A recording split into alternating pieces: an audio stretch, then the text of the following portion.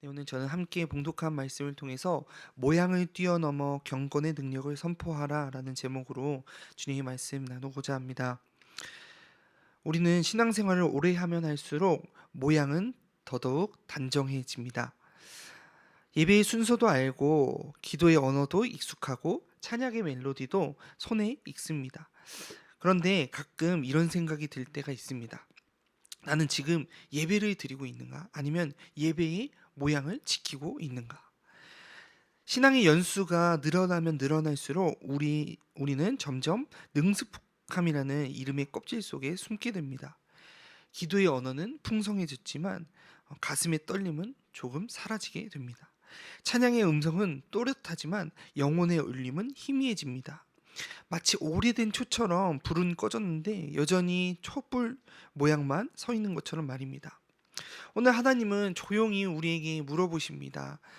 너희 안에는 아직 나를 향한 떨림이 있느냐? 너는 아직 내 이름 때문에 울 수 있는 사람이냐?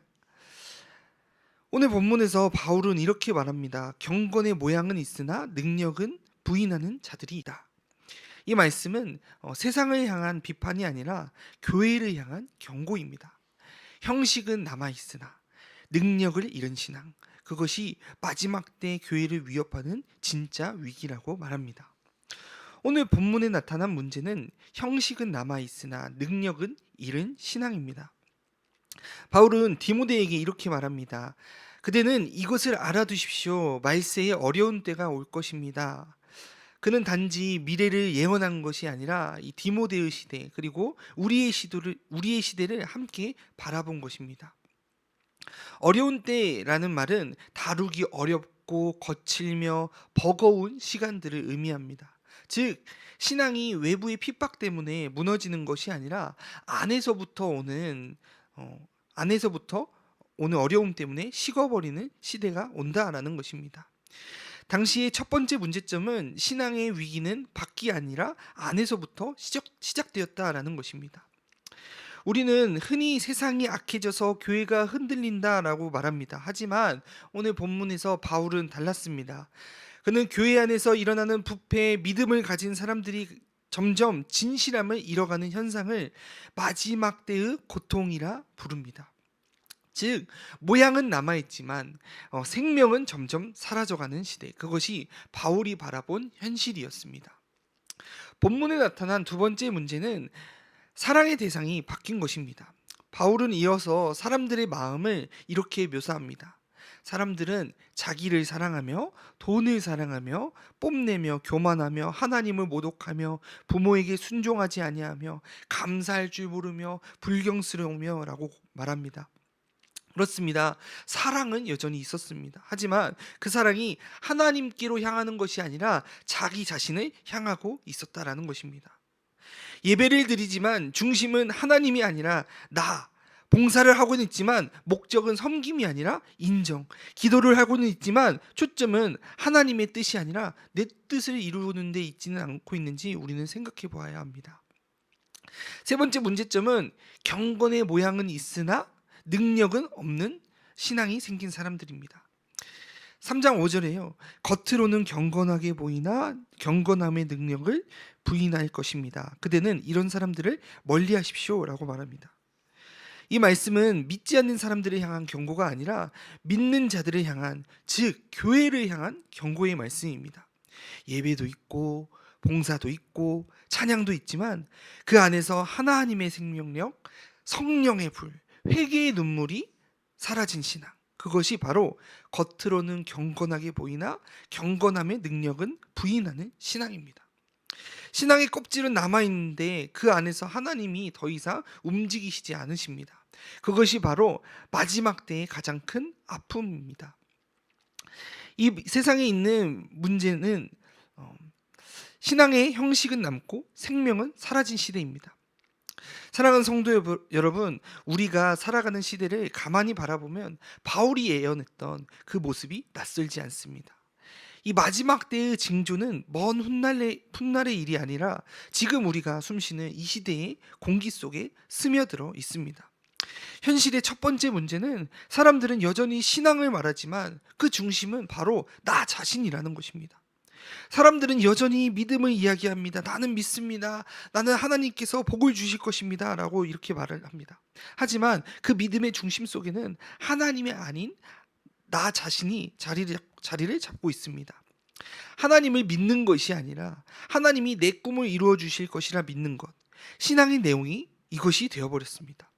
기도는 간절하지만 하나님을 위한, 하나님 나라를 위한 기도가 아니라 나를 위한 주문이 되었고, 예배를 드리지만 하나님을 높이기보다는 내 마음이 위로받는 시간이 되어버렸습니다.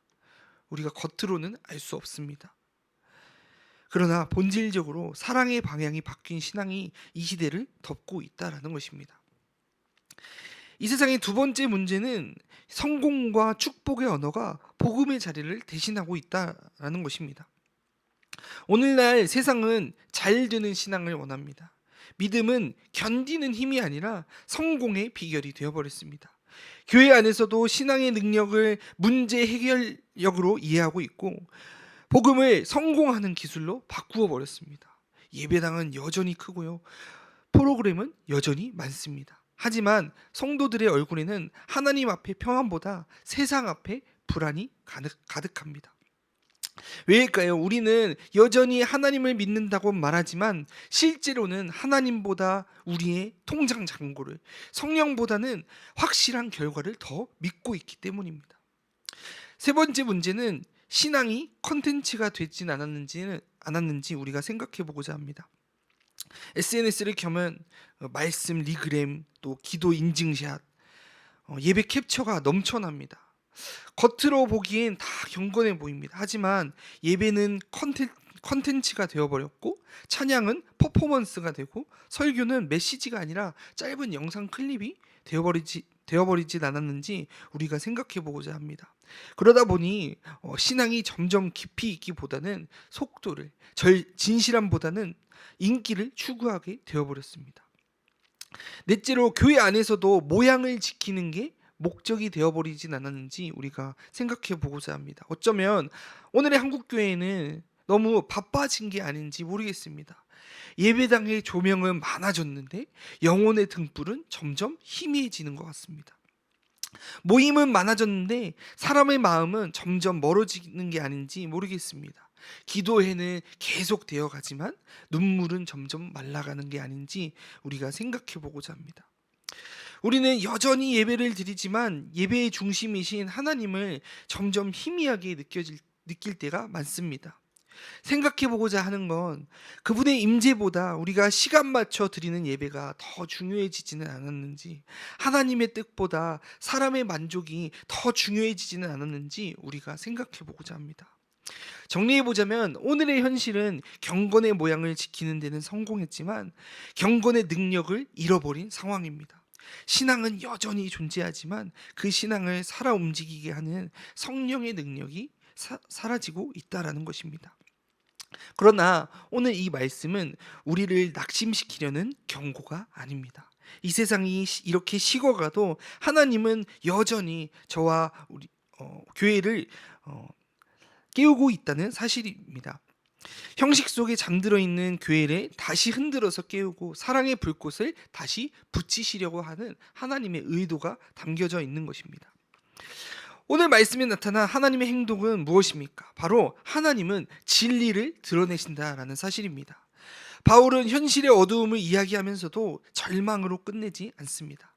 그는 이 악한 세상 속에서도 하나님은 일하고 계심을 믿었기 때문입니다. 본문에서는 세 가지 방식으로 하나님이 행동하신 것이 드러나 있습니다. 첫 번째로 하나님은 보게 하신다라는 것입니다. 3장 1절에 너는 이것을 알아라. 이 말은 단순히 정보 전달이 아니라 하나님이 디모데의 눈을 열어주시는 장면입니다. 보게 하는 것, 그것이 바로 하나님의 첫 번째 은혜입니다. 많은 사람은 타락의 시대 속에서도 보지 못합니다. 사랑이 식어도 영혼이 메말라도 그냥 원래 그런 거지 라고 하면서 지나갑니다. 하지만 하나님은 당신의 사람에게 분별할 수 있는 눈과 마음을 허락하신다라는 것입니다. 이건 좀 이상한데? 이건 복음의 길이 아닌데? 이건 하나님이 원하시는 방향이 아닌데? 이런 깨달음을 하나님께서 공급해 주신다라는 것입니다. 그 깨달음이 시작될 때 하나님의 역사가 시작됩니다. 어둠을 인식하게 하는 것은 심판이 아니라 바로 회복의 시작이라는 것입니다. 하나님은 타락을 방관하지 않으시면서 그분은 그 속에서도 깨닫는 사람을 세워 가십니다. 하나님이 행하시는 일 두 번째는 바로 하나님은 거짓을 숨기지 않으신다라는 것입니다. 우리 3장 8절 9절의 말씀 함께 읽어보겠습니다. 시작. 얀네와 얀브레가 모세를 대적했던 것처럼 그들도 진리를 대적한다.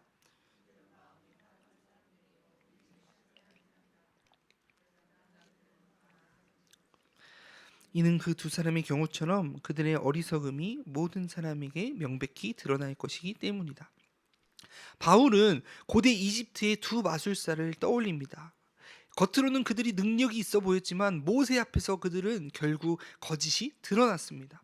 그렇습니다. 하나님은 진리를 대적하는 세력에게 시간을 주시지만 결국 그들의 어리석음을 드러내십니다. 거짓 신앙이 잠시 화려할 수는 있지만 그 끝은 무너짐이 있다라는 것입니다. 겉모양은 화려해도 오래가지 못합니다.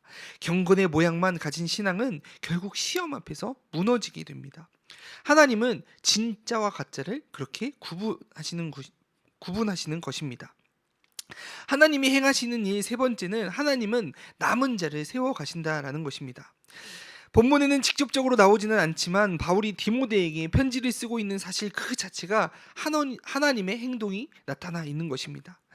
세상은 타락했지만 하나님은 여전히 한 사람, 이 디모데를 세우셨습니다. 그를 통해서 복음의 불을 지켜내게 하신다라는 것입니다. 즉 하나님은 세상이 어두워질수록 등불 같은 사람을 세우십니다. 사람들은 이제 끝이다 라고 말하지만 하나님은 아직 남아있다 라고 말씀하십니다. 그 남은 한 사람, 깨어있는 한 사람, 그 사람을 통해서 하나님은 여전히 진리의 불꽃을 지켜나가고 계신다라는 것입니다. 정리해보자면 하나님의 행동은 회복의 시작입니다. 바울이 본 세상은 분명히 어두웠습니다. 그러나 그는 그 속에서도 하나님이 여전히 통치하고 계심을 믿고 보게 되었습니다. 하나님은 깨닫게 하심으로 일하시고 드러내심으로 역사하시면서 남은 자를 세우시면서 복음을 이어가십니다. 그러므로 우리는 이 시대를 두려워할 필요가 없습니다. 세상이 어두울수록 하나님은 더 분명히 빛나는 분이시기 때문입니다. 그러면 이 세상에 나타난 하나님의 행동은 무엇일까요? 바로 하나님은 여전히 진리를 세우신다라는 사실입니다. 여전히 세상은 어둡습니다. 거짓은 더 유창하고 진리가 더 조용한 시대입니다. 하지만 그 속에서도 하나님은 침묵하지 않으십니다. 그분은 여전히 진리를 사랑하시는 사람들을 세우시고 그들을 통해 세상 한가운데서 복음의 불꽃을 다시 피워내신다라는 것입니다. 첫 번째 하나님의 행동은 바로 깨닫는 사람을 세상 한가운데 세우신다라는 것입니다. 바울이 디모데에게 말했듯이 늘 하나님께서는 한 사람을 부르십니다. 모든 것이 흔들릴 때 하나님은 그 한 사람의 영혼을 붙드십니다. 하나님의 두 번째 행동은 하나님은 거짓의 가면을 벗기신다라는 것입니다. 하나님은 지금도 세상의 어두움을 드러내십니다. 겉으로는 화려한 성공 뒤에 숨은 그 교만함, 경건의 모양만 남은 성공적인 허위, 말로만 외치는 거짓의 사랑의 거짓, 이 모든 것을 하나님은 결국 드러내십니다. 그리고 동시에 세상이 무시했던 작은 진리와 작은 순종, 작은 믿음의 사람들을 드높이신다라는 것입니다. 이 현실에서 하나님께서 행하시는 세 번째 행동은 하나님은 무너진 신앙 속에서도 회복의 역사를 시작하신다라는 것입니다. 경건의 능력이 사라진 시대라고 해도 하나님은 그 능력을 완전히 거두시지 않으십니다. 그분은 여전히 성령의 능력으로 사람의 마음을 움직이시고 한 교회의 찬양 속에서, 한 성도의 기도의 눈물 속에서 다시 불씨를 일으키십니다. 오늘 말씀의 결론은 우리는 진리의 사람으로 부름받았다라는 사실입니다. 사랑하는 성도 여러분, 바울이 경고한 이 마지막 때의 그림은 결코 먼 이야기가 아닙니다. 우리가 살아가는 현실, 우리의 교회, 그리고 우리의 마음 안에 있는 모습입니다. 세상은 말합니다. 겉모양만 그럴듯하면 충분하다. 사람들이 보기 좋으면 그게 신앙이다. 하지만 하나님께서 말씀하십니다. 나는 내 겉모양이 아니라 내 중심을 바라보고 있다. 그래서 하나님은 오늘 우리를 깨우십니다. 형식만 남은 신앙을 벗어버리고 나의 능력으로 다시 살아내라. 사랑하는 성도 여러분, 우리가 잃어버린 것은 프로그램이 아니라 우리가 다시 찾아야 하는 것은 성령의 능력인 줄로 믿습니다. 사람이 만들어낸 감정이 아니라 하나님이 주시는 거룩한 생명력인 줄 믿습니다. 그 능력이 회복될 때 예배가 다시 살아나고 기도가 다시 불붙으며 사람을 향한 사랑이 다시 뜨거워질 것을 생각하면서 오늘 우리가 하나님 앞에 이렇게 고백하면서 주님, 경건의 모양이 아니라 경건의 능력으로 살게 하여 주시옵소서. 사람 앞에 아니라 주님 앞에서 다시 서게 하여 주시옵소서라고 고백하면서 하나님 앞에 두렵고 떨리는 마음으로 다시 서 나아가는 저와 여러분 되시길 주님의 이름으로 간절히 축원합니다.